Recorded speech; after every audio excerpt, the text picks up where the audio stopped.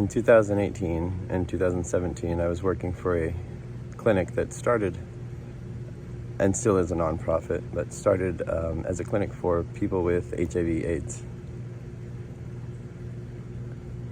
I respected the place a lot, and I worked really hard to first get a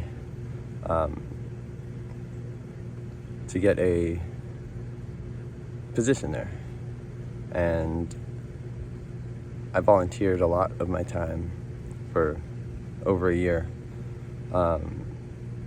and was certified by the CDC to do infectious disease testing, counseling. The testing that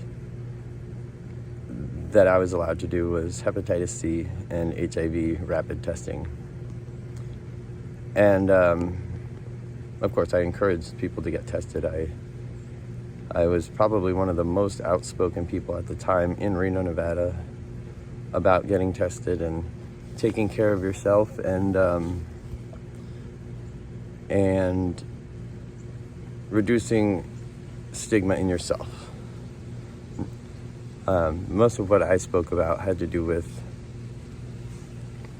not hiding and not feeling dirty, not feeling bad about something that's out of your control. But even that, I didn't know how really out of everyone's control it is.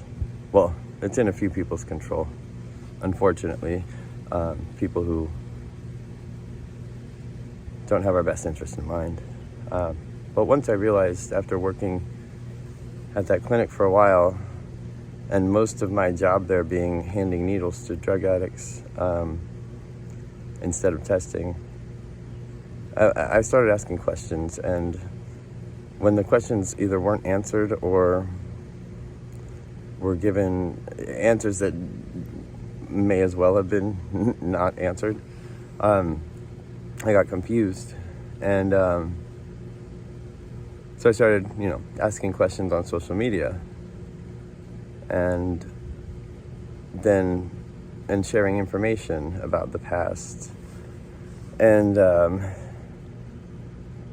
like medical testing,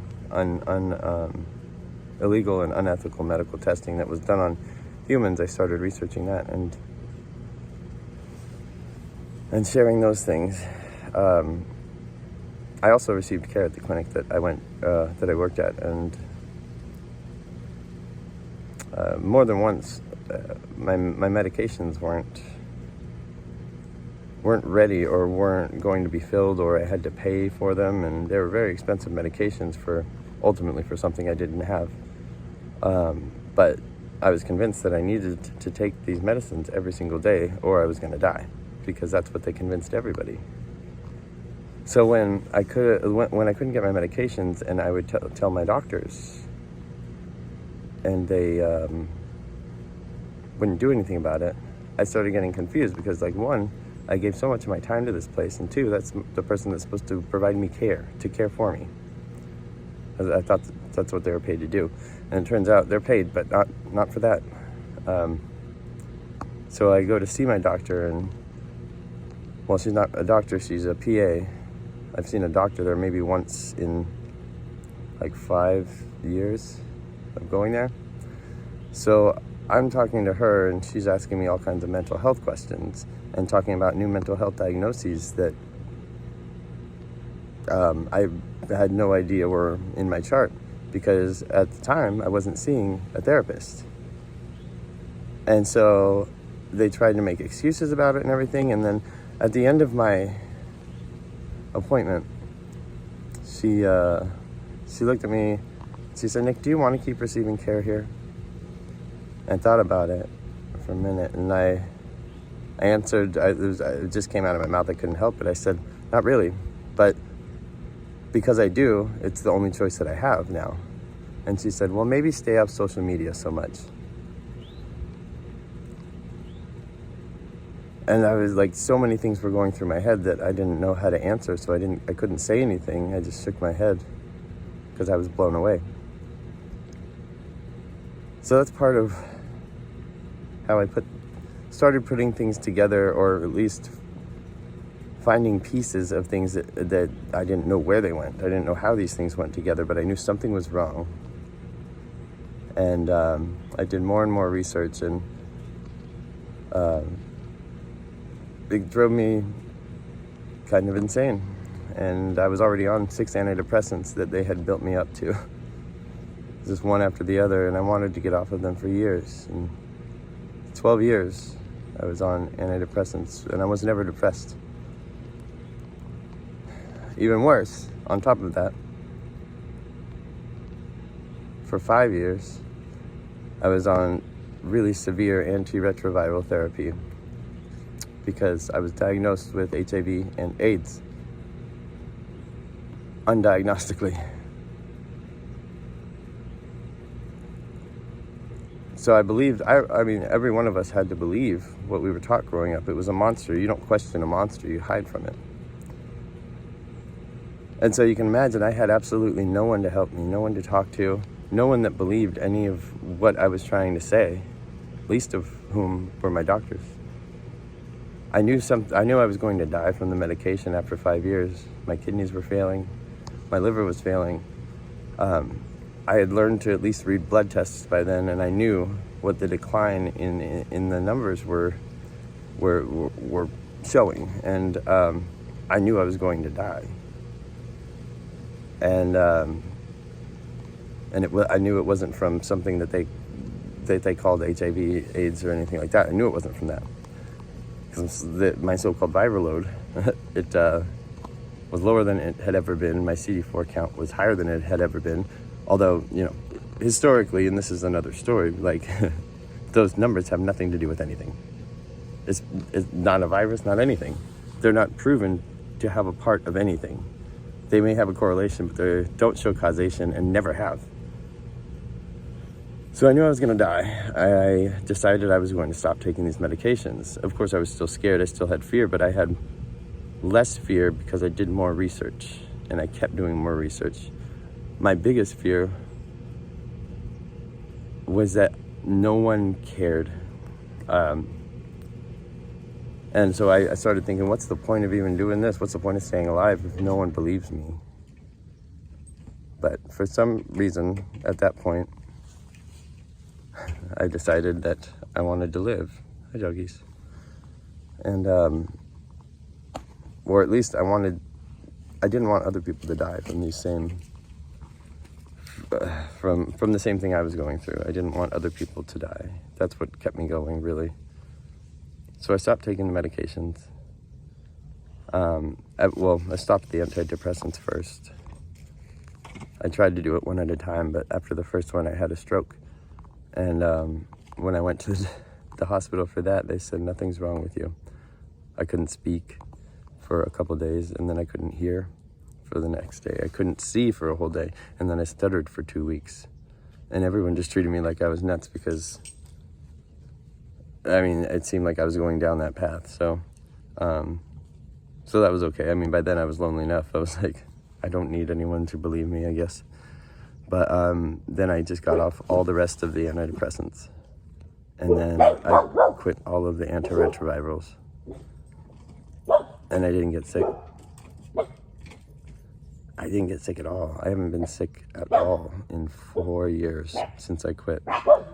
The doctor said, and all the literature I could find said 3 months, because my case was so bad when I was sick that it would progress to AIDS in 3 months and I'd be dead. Well, I believed they believed that and was able to still make my own decision. And 4 years later, I still believe that. I half believe that they believe that. I think now they're just trying to keep their livelihoods at the expense of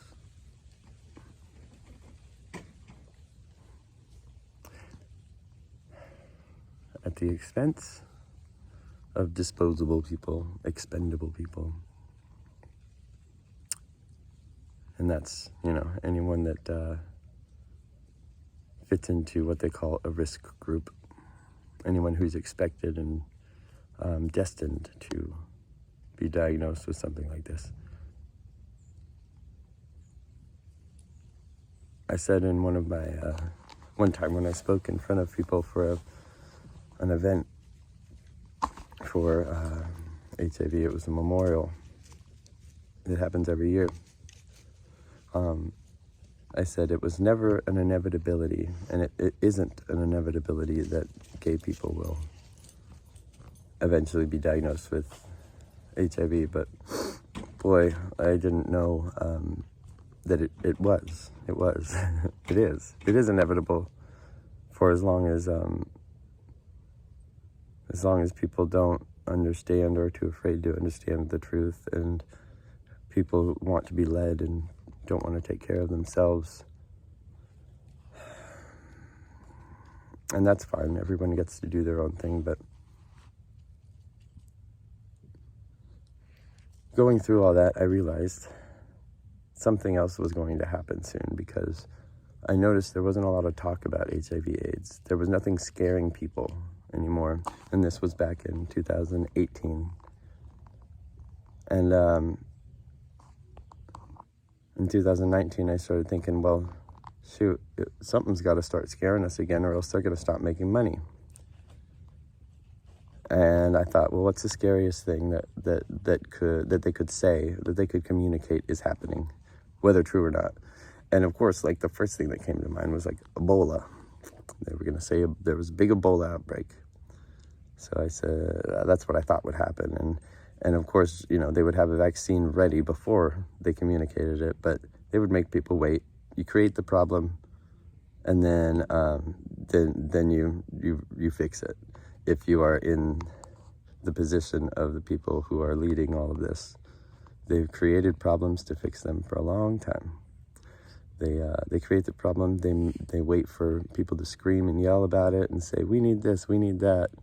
And they act like they're not paying attention, and then finally they come save the day.